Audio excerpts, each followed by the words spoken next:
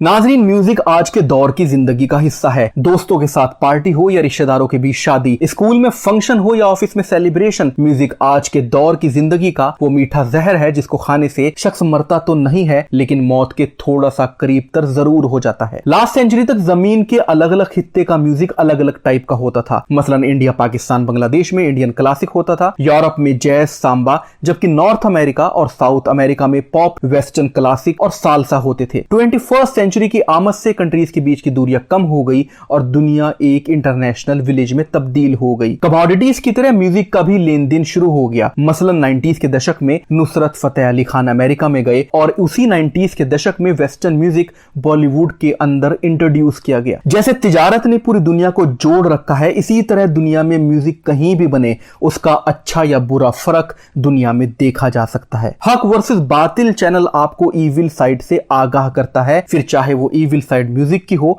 या पॉलिटिक्स की, food industry की हो या फैशन इंडस्ट्री की। हक वर्सेस बातिल चैनल कोशिश करता है कि मॉडर्न दुनिया की इंपैक्टफुल एक्टिविटीज को हक और बातिल के तराजू में तोलने की, एक साथ गड़बड़ हुए हक और बातिल में से बातिल को डिकोड करने की, ताकि हक की रोशनी को नुमाया किया जा सके। इसी कड़ी में आज हम डिकोड करने वाले हैं एक बातिल सॉन्ग को जो रिसेंटली ओजा कैट ने रिलीज किया। सॉन्ग का नाम है डीमन। ओजा कैट एक फेमस म्यूजिक प्रोड्यूसर है और आपने इसको रिसेंटली मेट गाला के अंदर बिल्ली के हुलिये में हो सकता है देखा हो। का नाम है डीमन, उर्दू में कहें तो जिन। सॉन्ग के नाम में ही जिन हो तो उसके अंदर खबासत के अलावा और क्या ही एक्सपेक्ट कर सकते हैं। सॉन्ग में सिंबोलिज्म कुछ खास नहीं है क्योंकि पूरा का पूरा सॉन्ग ही शैतानियत से भरा हुआ है। सैटेनिक सिंबल तो ये इल्यूमिनाटी के एजेंट उस सॉन्ग में रखते हैं जिसमें कोई हिडन एजेंडा होता है, ताकि प्रमोशन के लिए इल्यूमिनाटी वाले सिंबोलिज्म के जरिए इनको पहचान ले और इनको प्रमोट करें। लेकिन अगर किसी सॉन्ग में कंप्लीट खबासत हो तो उसको तो इल्यूमिनाटी के एजेंट वैसे ही पहचान लेंगे और प्रमोट भी करेंगे। कॉपीराइट की वजह से मैं सॉन्ग की फुटेज को तो नहीं दिखा सकता, इसीलिए विजुअल को ही शो कर सकता हूं। कुछ इस तरीके से डीमन बनी हुई है ओजा कैट इस सॉन्ग में। सॉन्ग की बिगिनिंग एक घर से होती है जिसमें एक लेडी अपने बच्चों के साथ रहती है। रात के वक्त में बारिश हो रही है, डरावना सा माहौल है और ओजा कैट जिनकी शक्ल में छत से चिपकी हुई है और ये लिरिक्स गा रही है, हाउ माई डीमन लुक, यानी इसका जिन ऐसा दिखता है। Is it entertainment? क्या ये कोई सवाल है कि तुम्हारा जिन कैसा दिखता है? जिसका ये फहाशा जवाब दे रही है कि इसका जिन ऐसा दिखता है। इस दुनिया में कोई भी नहीं देखना चाहता कि इसका जिन कैसा दिखता है। No one is really interesting yet they are promoting. This is called predictive mind programming. Normal इंसान को जादूगर बनाने की यही माइंड प्रोग्रामिंग है। दे वांट कि आने वाली जनरेशन सारी जादूगरों की हो और लोग जिन्नात की गुलामी को कबूल करें। नाउ डोंट थिंक कि गुलाम बनने को ये कहां कह रही है। वर्स नंबर 2 की स्टार्टिंग में ओजा कैट कहती है, I am a puppet,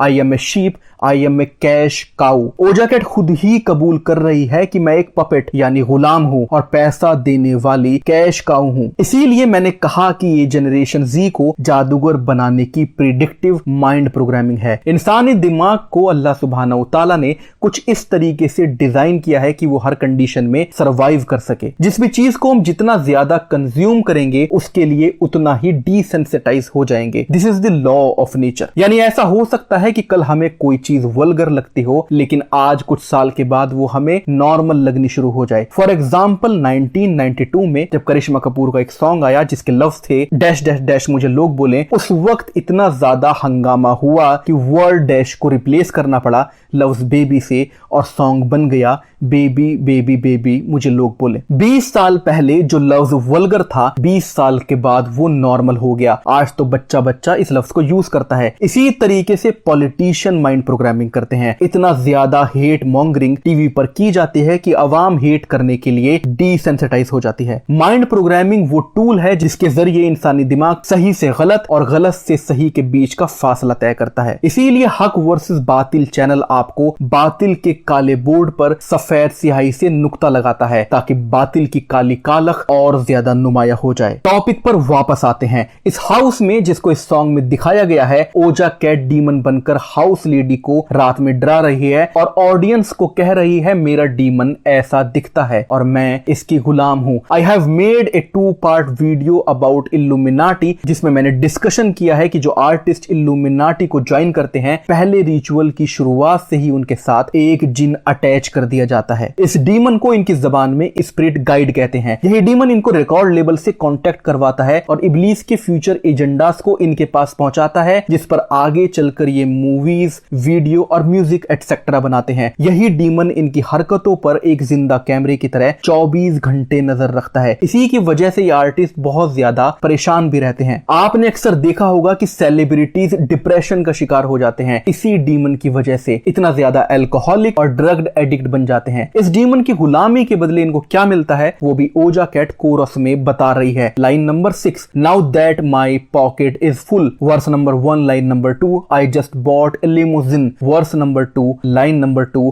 I am fastest growing big on all your app now. बदले में इनको मिलती है शोहरत, बदले में इनको मिलता है पैसा। लानत हो इन इल्यूमिनाटी के पैरोकारों पर जिन्होंने चंद साल की जिंदगी के एवज आखिरत का सौदा कर लिया, जिन्होंने इल्म के एवज पैसे को तरजीह दी और रूह को बेचकर शैतान की गुलामी कबूल की। मुबारक हो उनको जो अल्लाह की लिखी हुई तकदीर पर राजी होते हैं और नाशुक्री नहीं करते। सलामती हो उन पर जो आखिरत की जिंदगी पर ईमान लाते हैं और इस जिंदगी को फकत सफर से ज्यादा कुछ भी नहीं समझते। मुबारक हो उनको जो अल्लाह की रहमत से कभी मायूस नहीं होते और समझ रखते हैं कि हर मुश्किल के बाद आसानी है और कभी ईमान का सौदा नहीं करते। एंटरटेनमेंट के नाम पर जिन बनकर किसी लेडी को डराने का क्या मतलब है? इस एंटरटेनमेंट पर ह्यूमन राइट ऑर्गेनाइजेशन सवाल क्यों नहीं करते? क्यों क्रिश्चियन डोमिनेटिंग कंट्री इस एंटरटेनमेंट को ब्लॉक नहीं करते? खैर, सॉन्ग की माइंड प्रोग्रामिंग पर वापस आते हैं। सॉन्ग कंप्लीट सैटेनिक है और न्यू जनरेशन को जिनके साथ कांटेक्ट करने के लिए, डिसेंसिटाइज करने के लिए बनाया गया है।